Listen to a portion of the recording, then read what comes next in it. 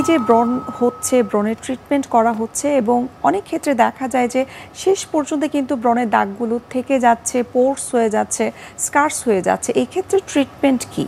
ব্রণের চাইতে ভয়াবহ হচ্ছে ব্রণের স্কার। ব্রণের স্কার কিন্তু কোনো মেডিকেশনে যায় না, যেমন ব্রণটা বিভিন্ন ধরনের ওরাল মেডিকেশন বা টপিক্যাল মেডিকেশনে চলে যায়।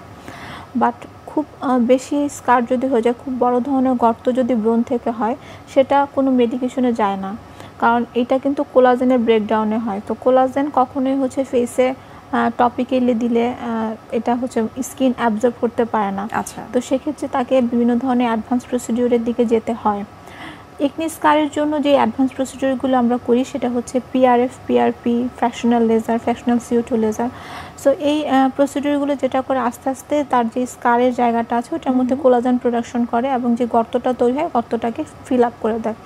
খুব অল্প সময়ে যে এই স্কার ফিল আপ হবে ব্যাপারটা সেরকম না। এই ক্ষেত্রে 3 থেকে 6 মাসের মতো টানা ট্রিটমেন্ট নিয়ে যেতে হয়। অর্থাৎ একটু ধৈর্য নিয়ে যদি ট্রিটমেন্টটা করা যায় তাহলে এই স্কার বা পোর্সের মতো ট্রিটমেন্টের কারণে সেটি আসলে কিউর করা অনেকটাই সম্ভব। তার চেয়ে তো বড় কথা, কেউ যদি ব্রণে হাত না দেয় এবং প্রাইমারি স্টেজে ট্রিটমেন্ট শুরু করে, সেক্ষেত্রে তার স্কার হওয়ার কিন্তু কোনো সম্ভাবনাই থাকে না। জি, আপনাকে অসংখ্য ধন্যবাদ ব্রণ সম্পর্কে এত বিস্তারিতভাবে আমাদেরকে সুন্দর করে বলার জন্য, যে কীভাবে আসলে ট্রিটমেন্ট করা উচিত এবং ট্রিটমেন্ট করলে আসলে ব্রণ ভালো হওয়া সম্ভব। আবারও ধন্যবাদ জানাচ্ছি এবং শুভকামনা এনটিভির পক্ষ থেকে।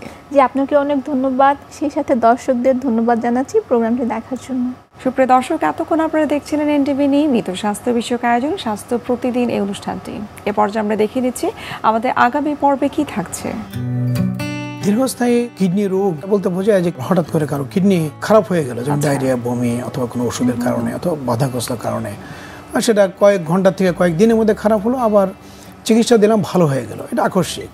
কিন্তু তার বিপরীত যেটা সেটাই কিন্তু দীর্ঘস্থায়ী। তো দীর্ঘস্থায়ী বলতে এমন কতগুলো কারণ আছে যে সেগুলো ক্রনিক মানে যেগুলো চিকিৎসা করে সম্পূর্ণ নিরাময় করা যায় না।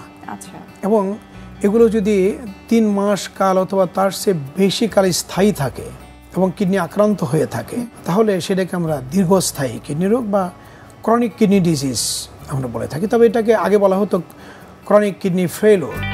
বিশ্বের যে কোনো প্রান্ত থেকে যে কোনো সময় এনটিভি জনপ্রিয় অনুষ্ঠান স্বাস্থ্য প্রতিদিন দেখতে আপনারা ভিজিট করতে পারেন আমাদের পূর্ণাঙ্গ পোর্টাল www.ntvbd.com এ। এছাড়াও এনটিভির জনপ্রিয় বিভিন্ন ধরনের অনুষ্ঠান এবং নিউজ আপডেট পেতে আপনারা ভিজিট করতে পারেন আমাদের ইউটিউব চ্যানেল এবং ভেরিফাইড ফেসবুক পেজে।